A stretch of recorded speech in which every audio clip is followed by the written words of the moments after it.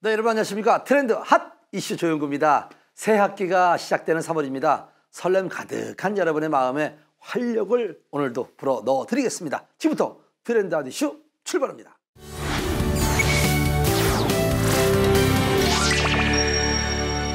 치아 수명을 다하거나 예기치 않은 사고 등으로 인해 치아가 상실되는 경우도 종종 생기게 됩니다. 이러한 경우 많은 분들이 임플란트를 떠올리는데 그만큼 임플란트가 대중화된 시술이지만 아직도 고민하고 두려워하는 분들을 위해서 저희가 임플란트 소식을 준비했습니다. 여러분 화면을 통해서 함께 만나보시죠.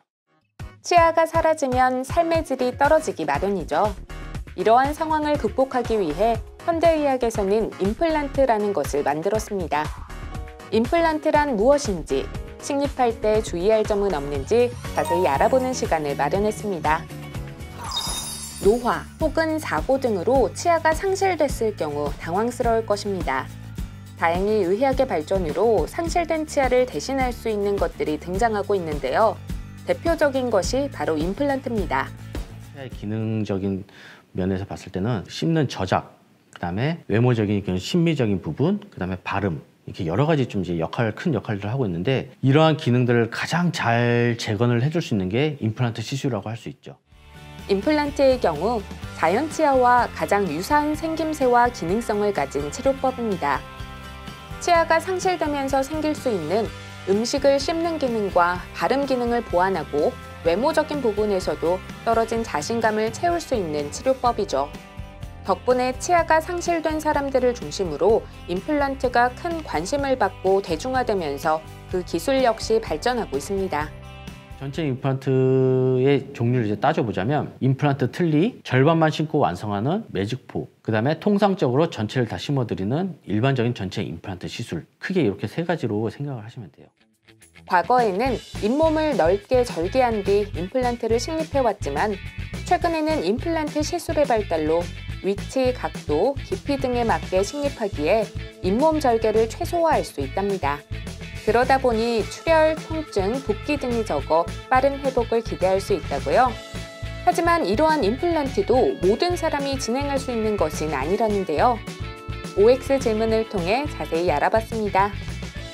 임플란트는 모든 사람이 진행할 수 있나요? 정답은 X입니다. 임플란트는 잇몸뼈가 어느 정도 있어야지 뼈 이식을 보완해서 임플란트의 그 뿌리에 해당되는 인공치근 픽스처를 뼈에다 이제 식립을 하는 건데요. 치아나 잇몸뼈가 상실하신 지 너무 오래되신 분들은 경우에 따라서 잇몸뼈가 정말 없어도 너무 없으신 분들도 있어요. 이러한 경우에는 뼈 이식을 아무리 하더라도 좀 시술이 어렵거나 아니면 아예 불가능할 때도 있어서 가급적 치아를 상실하셨을 때는 너무 이제 치료를 나중에 어떻게든 되겠지라고 생각하시기보다는 일단은 병원에 최대한 빨리 내원하셔서 진단이라도 받아보시는 걸 일단 추천을 드리고요.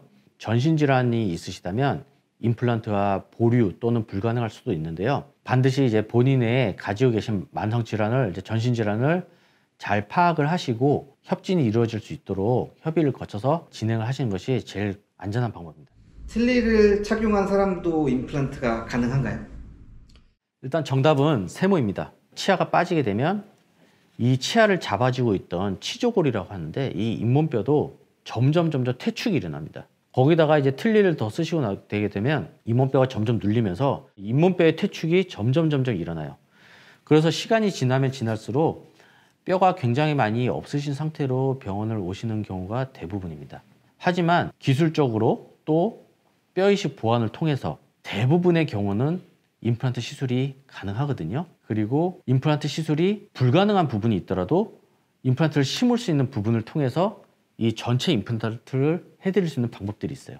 임플란트 틀니나 아니면 부분만 심고 전체를 완성시켜드리는 그런 뭐 매직포, 아니면 통상적인 전체 임플란트, 이렇게 전체를 그래도 임플란트를 시술을 완성시켜 드릴 수 있는 방법이 여러 가지가 있기 때문에 일단은 병원에 오셔서 자세한 상담을 받아보시는 게 좋을 것 같아요.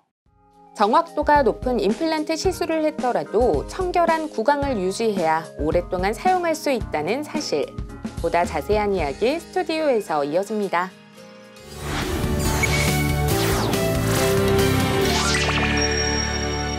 네, 많은 분들이 임플란트에 대해서 좀 궁금해하시는 것 같아서 좀 더 자세하게 알아보기 위해서 전문의를 모셨습니다. 바로 박성호 구강안면외과 전문의입니다. 안녕하세요. 안녕하세요. 자, 많은 분들이 임플란트를 좀 하고 계신데 시술 과정을 좀 더 이렇게 자세히 설명을 해주신다면요. 첫 번째로 이제 환자분이 병원에 내원을 하시면은 이제 여러 가지 정밀 검사를 시행합니다. 뭐 엑스레이도 찍고 환자의 병력 상태도 저희가 확인을 다 하고 그런 것들을 토대로 이제 시술을 어떻게 할 것인지 치료 계획을 세웁니다. 이른바 이제 진단이라는 과정을 거치고요. 그 다음에 이제 임플란트 시술 과정이 이루어집니다. 시술 과정은 환자의 잇몸뼈에 임플란트도 이제 심으면서 부족한 뼈를 이제 치조골 이식을 통해서 보완을 해주는 그런 수술 과정이죠. 근데 임플란트를 하고 싶어도 잇몸이 약해서 못 하시는 분들도 있지 않나요? 맞습니다. 대부분의 오시는 분들 잇몸 상태가 굉장히 좋지 않기 때문에 단순히 그냥 임플란트를 심는 과정뿐만 아니라 그 없는 뼈를 보완해주기 위해서 치조골 이식이라는 게 같이 병행됩니다. 그럼 이제 그 다음에 이제 실밥을 푸시러 오시고 이제 환부도 한 번 더 체크를 저희가 들어가고요. 그 다음에 이제 그 임플란트 이제 어느 정도 이제 굳어지는 기간을 가진 다음에 이제 병원에 오셔서 그 대부분의 임플란트는 시술 후에 잇몸 뼈 속에 이제 잇몸 살속에 숨어져 있습니다. 안 보입니다. 대부분. 그렇죠.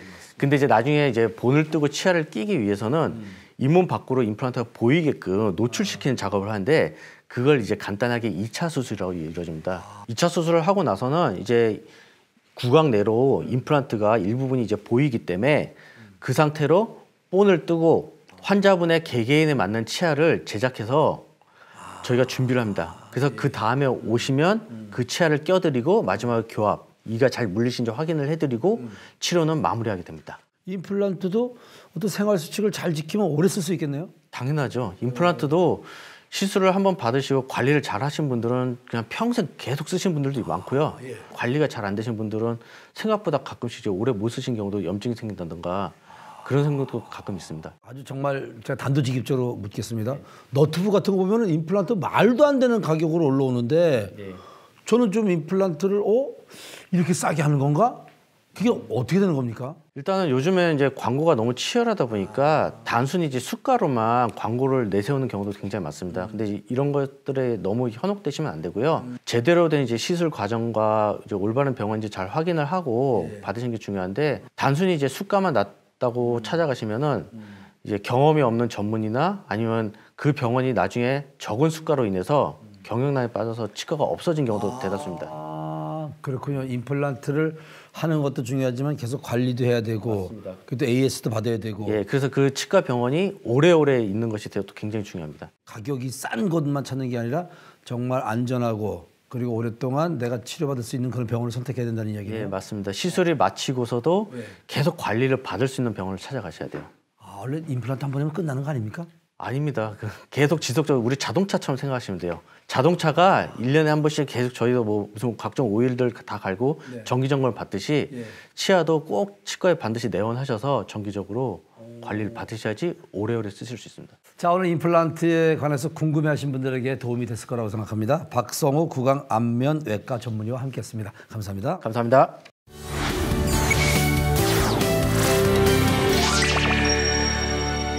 자, 기온이 조금 올랐다고는 하지만 여전히 아침 저녁으로 찬바람이 싸늘하게 불어서 호흡기 질환에 주의하셔야 하는데 이때 챙겨 드시면 좋은 차, 바로 감잎차를 소개해 드리겠습니다.